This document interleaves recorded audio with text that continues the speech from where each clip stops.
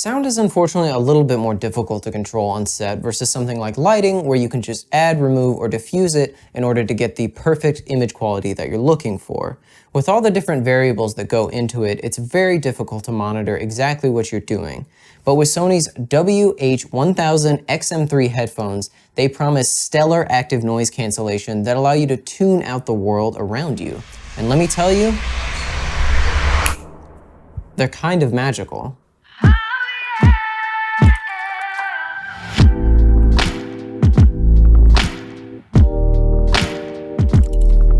So moving past the incredibly confusing model name, there's three things that initially drove me to this particular pair of headphones.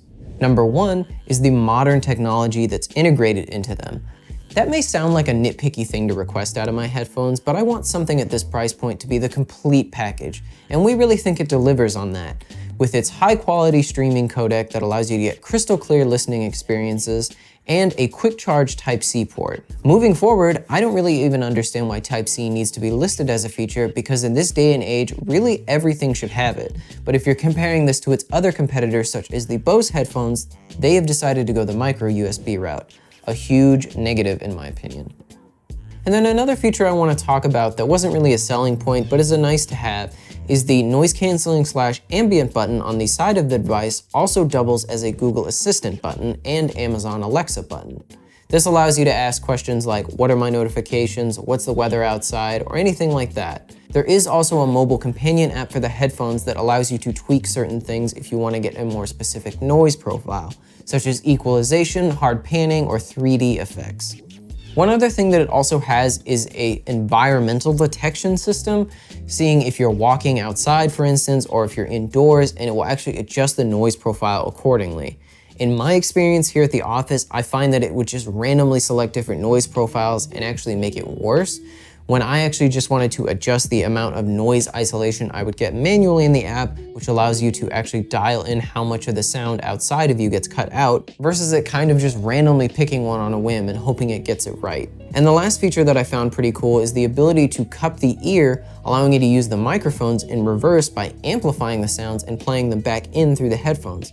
This is really useful if you're having a conversation or if somebody asks you a question and you're wearing them and you want to temporarily tune back into the sounds around you.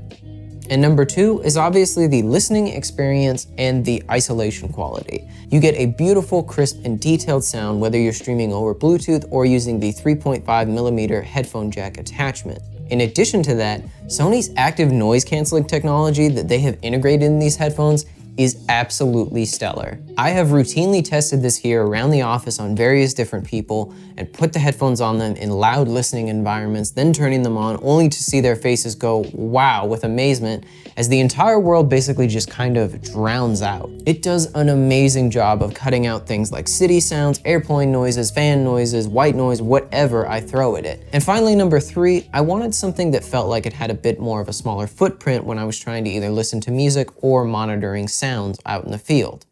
And these headphones have a perfect balance of being very light, but also they don't feel overbearing and uncomfortable like when I'm monitoring for long periods on my other more heavy-duty over-the-ear earphones. Typically, I monitor with headphones such as the Audio-Technica M50Xs, and while they have a very nice sound profile to them, they tend to make my ears extremely sweaty and they get very uncomfortable after a while simply because of the weight and the sheer size of them. I haven't run into this issue with my Sony headphones because of the more minimal profile of them and the extremely comfortable ear pads. So it sounds a lot like these might be the perfect headphones and that I'm praising them pretty highly. But unfortunately, there are some drawbacks that I just couldn't get over with these, and they still annoy me even to this day that can't be fixed. Namely, the control scheme. See, the way they work on the Sony headphones is there's a touchpad similar to a laptop attached to the ear cup, allowing you to use a gesture-based navigation system to either do next track, previous track, volume up, volume down. But the biggest issue I found with it is it tends to just be unreliable. I don't know if it's maybe my pair of headphones or just the general experience I've had with them, but for instance, when I'm changing the volume, I find that all too often that I'm actually changing the track accidentally. Or for instance, when I'm trying to even change the track, sometimes it just cuts in and out intermittently and doesn't allow me to actually do it, and maybe takes a couple different tries. I'm not a big fan of this, and I kind of wish they just would have went with a physical-based system. The second thing is really the build quality. It does feel like a premium product, but it just seems delicate, and I've seen some issues with other users online who've had issues with the headphones themselves just kind of breaking apart. For instance, they're not sweat or weatherproof. And at this price point, I would have loved to have even an IP rating so I can use these in a drizzle without having to worry about them getting damaged. Some users have even gone so far as to report phantom touches in sub-zero temperatures where the touchpad will actually start registering controls without users interacting with it. And there's a use case scenario here that I wanted to make in this video, and that's as field recording or monitoring headphones. See, when you're out and about on something like a run and gun shoot and you're trying to monitor the levels of the actual camera, you want to hear what the device is hearing and not what you're actually hearing outside. This means you can monitor things like cable interference or signal dropouts or post EQ or post compression to make sure that what you're hearing inside of the headphones is exactly what you're going to hear inside of the studio. In that regard, when I've been using these on even shooting something like talking head interviews out and about or using these on a documentary style shoot, they've been great for that because I can just simply hear what I'm gonna hear out of the device and I don't have to worry about, oh, you know, did that bump get picked up or did that cable drag across something that it wasn't supposed to or something like that, where otherwise I wouldn't have noticed with cheaper or even tinier headphones. And then the other half of that is obviously just using these as a personal listening device. And I can't praise them enough in that regard. The biggest bullet points for me were that it had a quick charge Type-C port, that I don't need to carry around another stupid cable when I'm out on the go, that they had a high quality wireless streaming codec, making sure that I'm not skimping out on audio quality by using them wirelessly, and that they were just comfortable and easy to use.